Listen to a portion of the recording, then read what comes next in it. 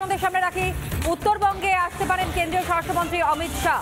শীঘ্রই উত্তরবঙ্গে আসছেন তিনি। প্রবল বর্ষণে বিপর্যস্ত উত্তরবঙ্গের একাধিক জেলা, একাধিক প্রাণহানির ঘটনা ঘটেছে।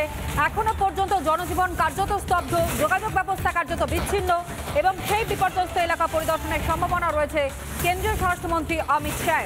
উত্তরবঙ্গে আসতে পারেন কেন্দ্রীয় স্বরাষ্ট্রমন্ত্রী অমিত শাহ এবং অতি শীঘ্রই উত্তরবঙ্গে আসছেন তিনি বলে এখনো পর্যন্ত পাওয়া খবর।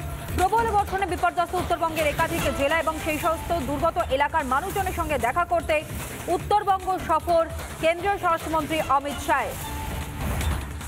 এবং এই মুহূর্তে আরো একটা খবর আপনাদের সামনে তুলে ধরি, অতি শীঘ্রই বলছিলাম আপনাদেরকে, কিন্তু তারই মধ্যে পাওয়া খবর আগামীকালই উত্তরবঙ্গে আসতে পারেন কেন্দ্রীয় স্বরাষ্ট্রমন্ত্রী অমিত শাহ।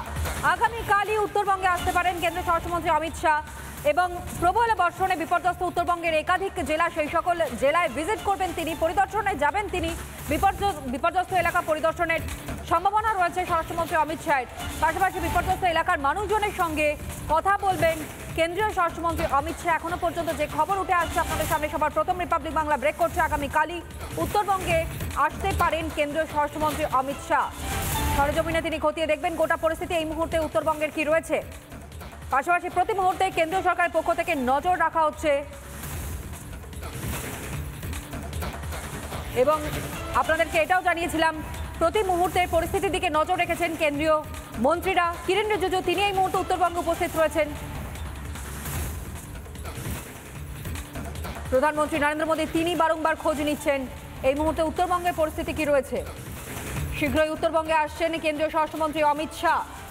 প্রবল বর্ষণে বিপর্যস্ত উত্তরবঙ্গের একাধিক জেলা, আর সেখানেই দুর্গতদের পাশে দাঁড়ানোর এবং পাশাপাশি পরিস্থিতি জানবার জন্যই কেন্দ্রীয় স্বরাষ্ট্রমন্ত্রী তিনি আসছেন বলে খবর পাওয়া যাচ্ছে। অতি শীঘ্রই তিনি উত্তরবঙ্গে আসছেন কেন্দ্রীয় স্বরাষ্ট্রমন্ত্রী অমিত শাহ। ইতিমধ্যে কেন্দ্রীয় মন্ত্রী কিরেন রিজিজু তিনি উত্তরবঙ্গে উপস্থিত রয়েছেন। প্রতি মুহূর্তে পরিস্থিতির দিকে নজর রেখেছেন প্রধানমন্ত্রী নরেন্দ্র মোদী এবং অত্যন্ত বেদনাদায়ক যে দুর্ঘটনা ঘটেছে প্রকৃতির রোষে এই মুহূর্তে গোটা উত্তরবঙ্গ প্রায় ছাড়খাড় হয়ে গিয়েছে পরিস্থিতির দিকে, যে কারণে নজর প্রত্যেকটা মুহূর্তে রেখেছেন প্রধানমন্ত্রী নরেন্দ্র মোদী। একই সঙ্গে আপনাদেরকে জানাই যে উত্তরবঙ্গ আসছেন অমিত শাহ। প্রবল বর্ষণে বিপর্যস্ত উত্তরবঙ্গের একাধিক জেলা এবং সেই সকল জেলায় তিনি ভিজিট করবেন, পরিদর্শনে যাবেন, এলাকার বাসিন্দাদের সঙ্গে কথা বলার কথা রয়েছে তার।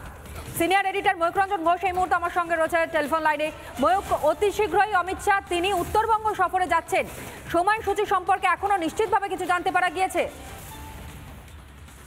দেখো, এই মুহূর্তে আমরা যা খবর পাচ্ছি সূত্রের মারফত, স্বরাষ্ট্রমন্ত্রী অমিত শাহ তিনি নিজে লক্ষ্য রাখছেন এই গোটা পরিস্থিতির দিকে। উত্তরবঙ্গে যে ভয়াবহ পরিস্থিতি, বন্যা পরিস্থিতি, সেই পরিস্থিতির দিকে প্রধানমন্ত্রী নরেন্দ্র মোদী যেভাবে প্রথম দিন থেকে লক্ষ্য রাখছেন, পাশাপাশি স্বরাষ্ট্রমন্ত্রী অমিত শাহ লক্ষ্য রাখছেন। এবং আমরা যা খবর পাচ্ছি স্বরাষ্ট্র মন্ত্রকের একটি অনুষ্ঠানেও অমিত শাহ যোগদান করতে পারেন উত্তরবঙ্গে সরকারি কাজেও আসতে পারেন। এবং তার পাশাপাশি অমিত শাহ নির্দিষ্টভাবে যে কার্যকর্তা হিসেবে একজন বিজেপি সাংসদ হিসেবে খগেন মুর্মু যেভাবে আহত হয়েছেন তাকে দেখতে হাসপাতালেও আসতে পারেন।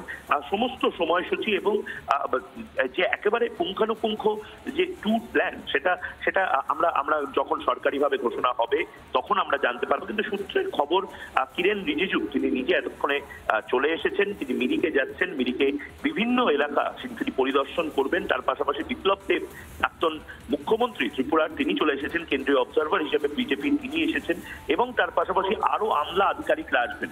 স্বরাষ্ট্রমন্ত্রী বা স্বরাষ্ট্র মন্ত্রকের থেকে কিন্তু একটি উদ্বেগ প্রকাশ করা হয়েছে যেভাবে সিআইএসএফ এর জওয়ানদেরকে নিক্ষেপ করে পাথর ছোড়া হয়েছে।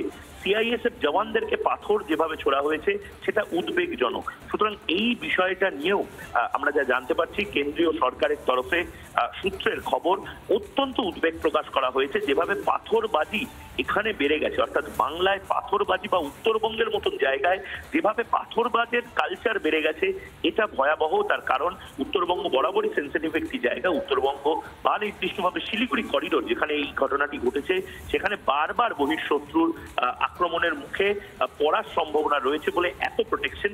সেক্ষেত্রে দাঁড়িয়ে এখানকার সিকিউরিটি কিরকম, এখানকার সমস্ত ধরনের যে সিকিউরিটি অ্যাপারেটাস যাকে বলা হয়, অর্থাৎ নিশ্চিত রয়েছে কিনা সমস্ত কিছু খতিয়ে দেখার একটা পর্যায়ক্রম শুরু হয়ে গেছে ইতিমধ্যে। ঠিক, ধন্যবাদ জানাই আপাতত তোমায়।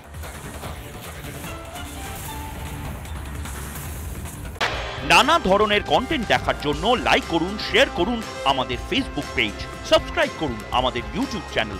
পাশাপাশি অন্যান্য ব্রেকিং নিউজের জন্য অবশ্যই চোখ রাখুন রিপাবলিক বাংলায়।